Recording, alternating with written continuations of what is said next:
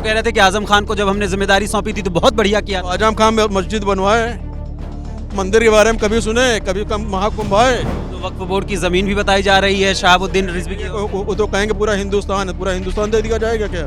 भाई जमीन तो पूर्वजों की होती है, और जब जमीन पूर्वजों की है तो खुद ही बता देंगे कि हमारे पूर्वज कौन थे और हमारी जमीन कौन सी। ये बताते तो नहीं है ना, ये सब जगह तो बताते जमीन हमारी है। और जिस प्रदेश का नेतृत्व योगी आदित्यनाथ जी जैसे मुख्यमंत्री कर रहे हो, उस प्रदेश में सनातन कमजोर होगा। इसके लिए अखिलेश जी आपको सद्बुद्धि हो। आप अब स्वयं सनातनी हैं, या तो आप सनातनी त्याग दें और या इस तरह की कुबुद्धि त्याग दें।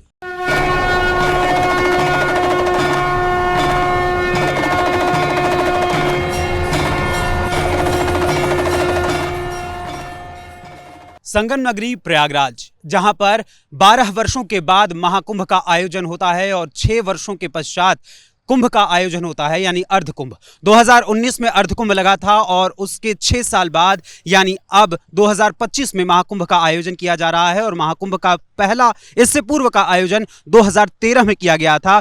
अखिलेश यादव की सरकार थी, उस समय अखिलेश यादव मुख्यमंत्री पद पर काबिज थे। और अब सीएम योगी आदित्यनाथ के निर्देशन में, उनके मार्गदर्शन में, प्रधानमंत्री मोदी के मार्गदर्शन में इस बार के महाकुंभ का आयोजन किया जा रहा है, जिसको लेकर राजनीतिक तरीके से भी कई कटाक्ष किए जा रहे हैं, कई बातें की जा रही हैं। और अखिलेश यादव, सपा प्रमुख अखिलेश यादव बार बार सोशल मीडिया प्लेटफॉर्म एक्स पर कई सारे वीडियोस, कई सारे फोटोज साझा करके ये बता रहे हैं कि 2013 में जब हमने आजम खान को मूल रूप से इसकी जिम्मेदारी दी थी तो उस समय महाकुंभ का आयोजन बड़े ही भव्य और दिव्य तरीके से हुआ था, लेकिन इस बार का आयोजन भव्य और दिव्य तो छोड़िए, आधी अधूरी तैयारियों के साथ है।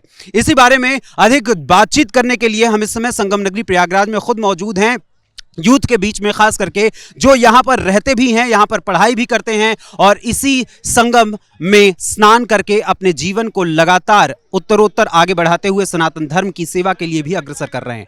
आपका नाम? मयंक मिश्रा। मेरा नाम मयंक मिश्रा है। मयंक, आपको क्या लगता है कि जिस तरीके से इस बार का आयोजन किया जा रहा है वो कैसा है एक यूथ के तौर पे? आप पहले बताइए। यूथ के तौर पर ये बहुत अच्छा है। ये मतलब क्या नाम है, एक सनातन धर्म का प्रचार है और क्या नाम है, प्रयागराज की धरती इसीलिए फेमस है। यहाँ संगम का मेला लगता है और ये 12 वर्षों बाद जो है महाकुंभ लग रहा है 2019 में। मैं ये जानना चाहता हूँ कि जो इस बार का आयोजन किया जा रहा है उस आयोजन को लेकर आपका क्या मानना है? अखिलेश यादव बार बार ये कह रहे हैं कि भाई इस बार का आयोजन जो है वो आधा अधूरा है। आपको क्या लगता है, क्या आधा अधूरा है या पूर्णता की ओर बढ़ रहा है? नहीं, ये तो राजनीतिक बात हो जाएगी, लेकिन अपने जगह पे महाकुंभ की तरीके से है। महाकुंभ बहुत अच्छा है। मैं अर्ध महाकुंभ में आया था, उससे बढ़िया अर्ध महाकुंभ में मैं आया हूँ। तो हाँ, 2019 में आया था, तो महाकुंभ उससे लाख गुना बेहतर है। बहुत अच्छी व्यवस्था की गई है।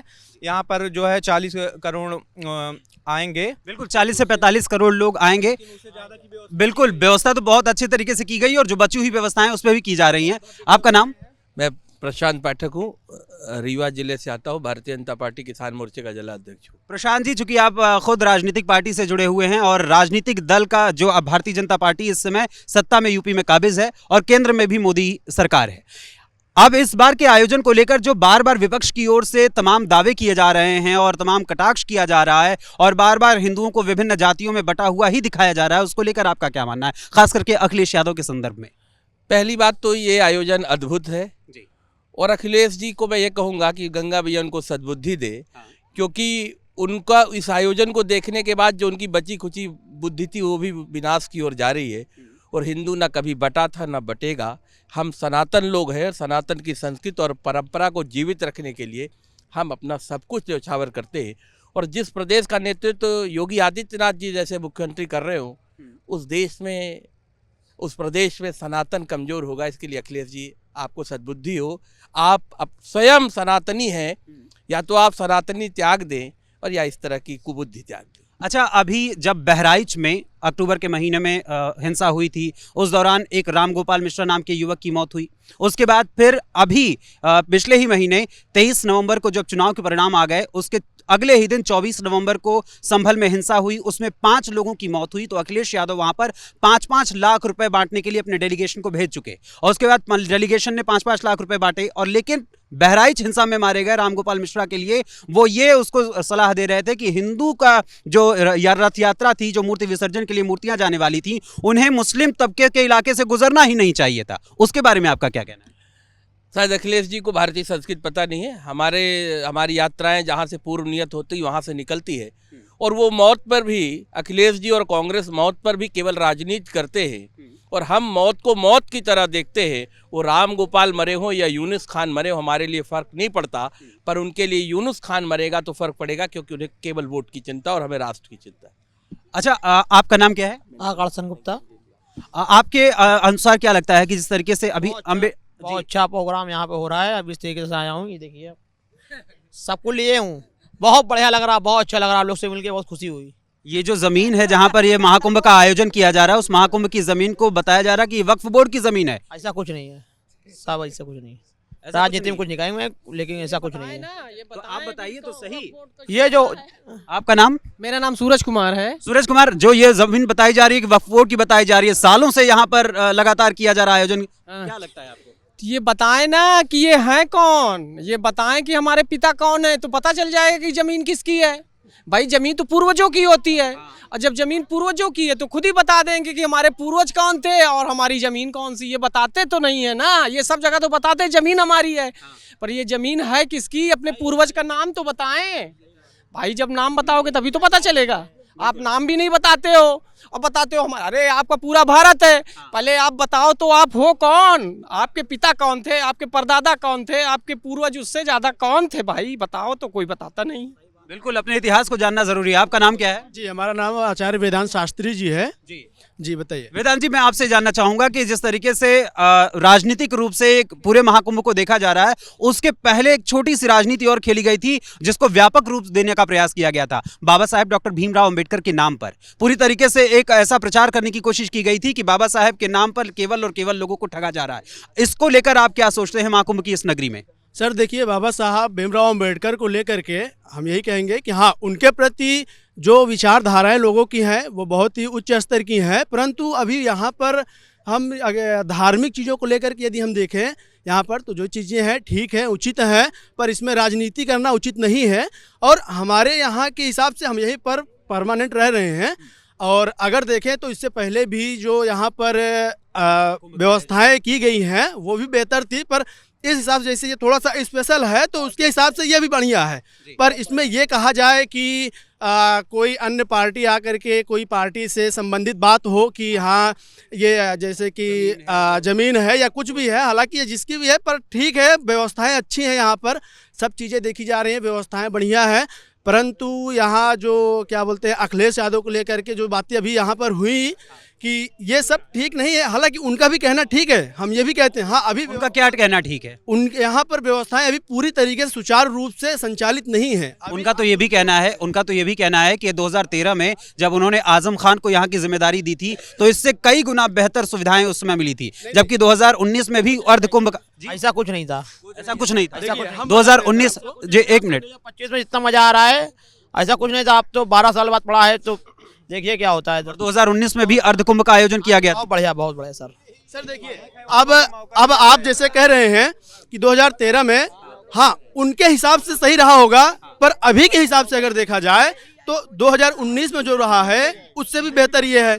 बिल्कुल। आगे आप लोग को क्या लगता है कि जो इस बार का महाकुंभ का आयोजन किया गया है वो 2013 के महाकुंभ से बेहतर है या 2019 में और बेहतर? जो प्रेजेंट टाइम पे है मेरे हिसाब से ये बहुत बढ़िया है, क्योंकि नहीं देखो मेरे कहने मतलब आप यहाँ आप ऐसे जाएंगे ठीक है, राइट मुड़ेंगे, यहाँ पास लोग बैठते हैं ठीक है, उत्तराखंड से काफी दूर दूर से आए, तो मेरे कहने मतलब ये है उस बाबाओं से पूछिए जो मतलब कि जो बाल ब्रह्मचारी है, कहने का मतलब जो अपने 7 वर्ष से लेकर अभी तक तपस्या कर रहे हैं, जिनकी आयु 82 साल है ठीक है, वो बताते हैं यहाँ क्या था, पहले क्या था, अब तक का।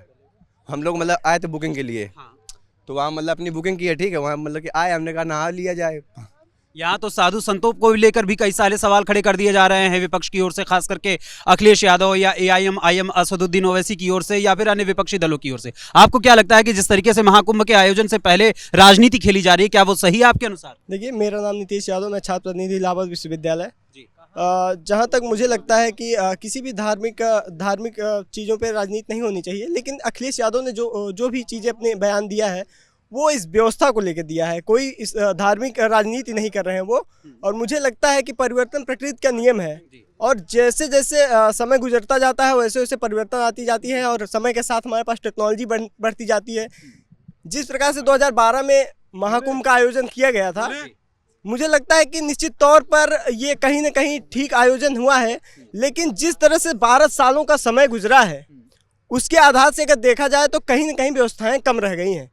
अगर कुछ कमी है, कुछ सुधार की जरूरत है। सर, आपको क्या लगता है, 2019 में पिछली बार आयोजन किया गया था अर्धकुंभ का, और इस बार महाकुंभ आयोजित किया जा रहा है। 2013 में आपको यदि स्मरण हो, आप आए थे 2013 में, तो 2013 के महाकुंभ से और 2025 के महाकुंभ के बीच में क्या अंतर आपको दिखाई देता है? बहुत अंतर, बहुत अच्छी व्यवस्था है जी।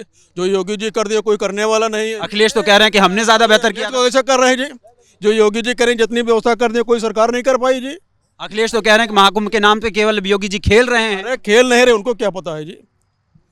जो योगी जी कर दिए हैं, जो कर रहे हैं, कोई करने वाला नहीं है जी। कहने के लिए तो कोई भी कुछ भी कहे। वो तो कह रहे थे कि आजम खान को जब हमने जिम्मेदारी सौंपी थी तो बहुत बढ़िया किया। तो आजम खान मस्जिद बनवाए, मंदिर के बारे में कभी सुने, कभी कम महाकुंभ आए। योगी जी कितनी बार यहाँ आए, कोई सरकार आई यहाँ? जो प्रधानमंत्री जी आ चुके, कभी यहाँ मनमोहन सिंह और कोई आए कांग्रेस की सरकार वाले? वो तो वक्फ बोर्ड की जमीन भी बताई जा रही है शहाबुद्दीन रिजवी की। वो तो कहेंगे पूरा हिंदुस्तान है, पूरा हिंदुस्तान दे दिया जाएगा क्या? उनके कहने से क्या होता है? हम तो कहते हैं कि जो उनका घर है वो भी मंदिर बन जाए, तब ठीक है। क्या बात है? और क्या? आपका क्या कह, आपका नाम?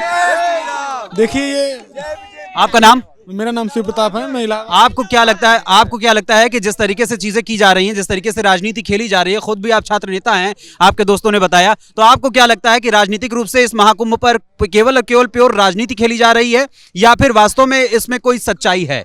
देखिए, ये महाकुंभ जो है वो प्राचीन भारतीय संस्कृति का समागम है और इस पर राजनीतिकरण बिल्कुल भी नहीं करना चाहिए। मैं तो ये कहूँगा कि अखिलेश यादव जी को भी यहाँ आकर के जो है स्नान करना चाहिए और इसका आनंद लेना चाहिए।